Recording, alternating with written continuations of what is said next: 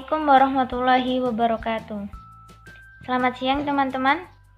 Bagaimana kabar kalian? Semoga kita selalu diberi kesehatan dan selalu dalam lindungan Allah Subhanahu wa taala. Kami dari kelompok 11 akan menyampaikan materi sains dalam Al-Qur'an yang bertemakan kimia unsur. Poin yang pertama yaitu konsep dasar kimia unsur. Kimia unsur menjadi ilmu kimia yang mempelajari secara spesifik mengenai atom dan klasifikasinya berdasarkan sifat. Unsur kimia merupakan suatu zat yang tidak bisa diuraikan lagi menjadi zat yang lebih sederhana dengan proses kimia biasa. Dengan kata lain, unsur adalah zat yang menyusun semua materi. Setiap unsur akan memiliki sifat dan karakteristik yang berbeda.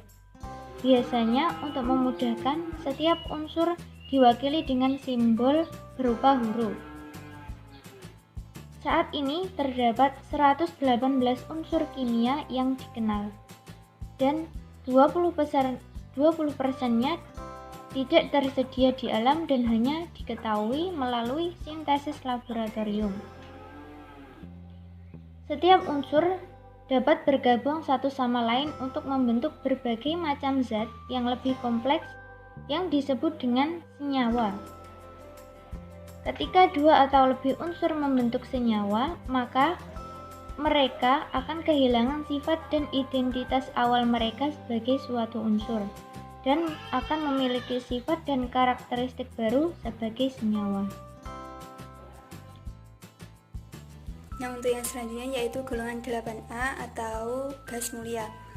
Golongan ini terdiri atas unsur helium, neon, argon, kripton, xenon, dan juga radon.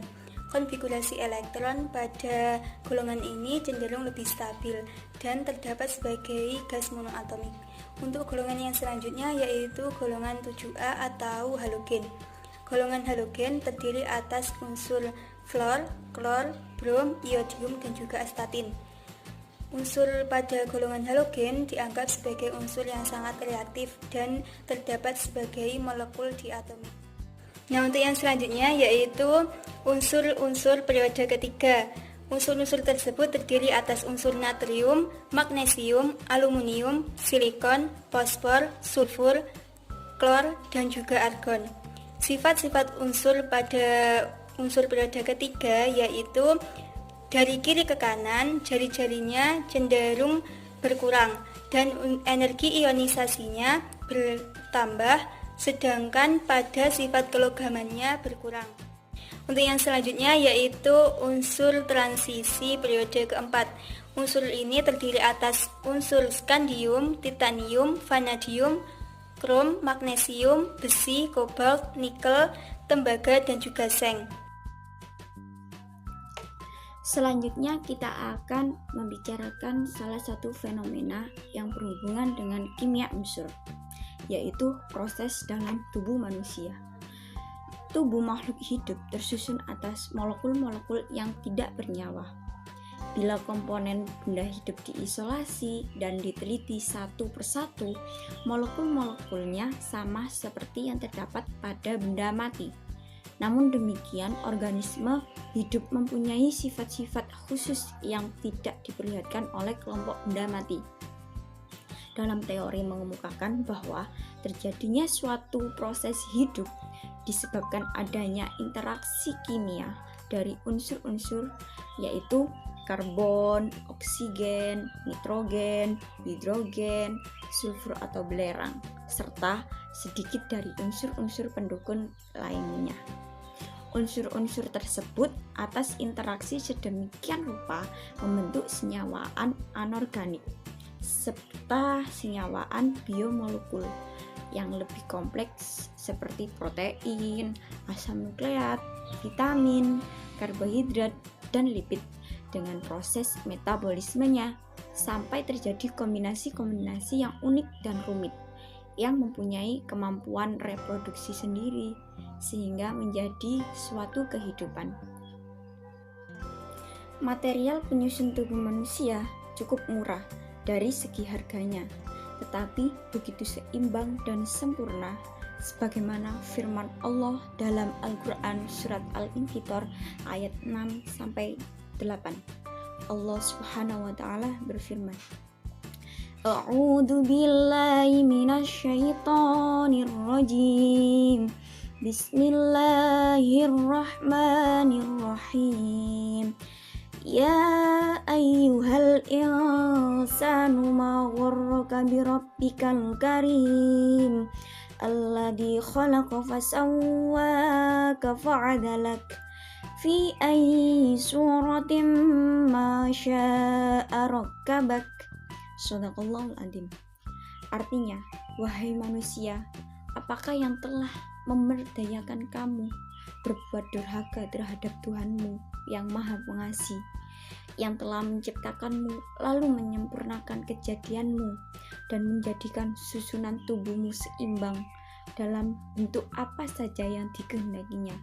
Dia menyusun tubuhmu. Quran surat Al-Infitor ayat 6-8.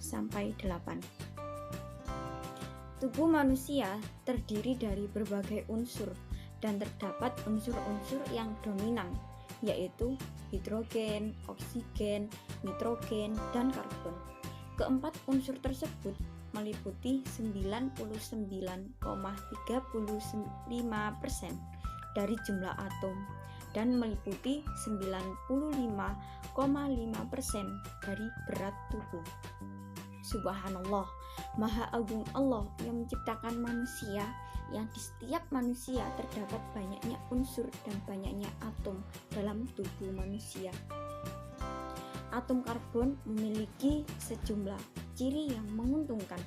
Di antaranya kemampuan atom karbon untuk membentuk ikatan tunggal dan ganda dengan sesamanya yang memungkinkan membentuk struktur kerangka yang sangat bervariasi seperti struktur linier, bercabang dan siklik yang mengikat berbagai jenis gugus fungsional.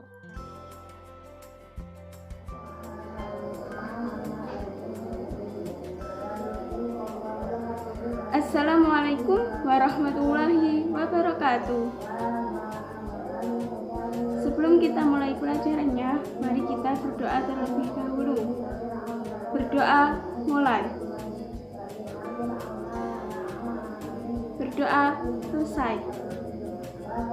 Selamat pagi anak-anak. Bagaimana kabarnya hari ini? Alhamdulillah sehat semuanya kan? Sebelumnya saya absen dulu ya.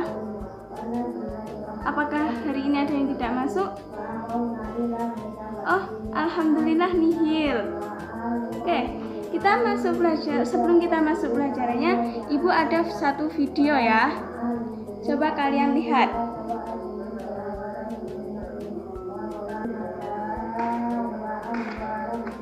Kan nontonnya? Tadi video tentang apa ya? Ya, betul, tentang kembang api. Nah, Ibu mau tanya, kenapa ya kembang api itu bisa meledak? Ada yang tahu? Ya, memang ada bahan peledaknya.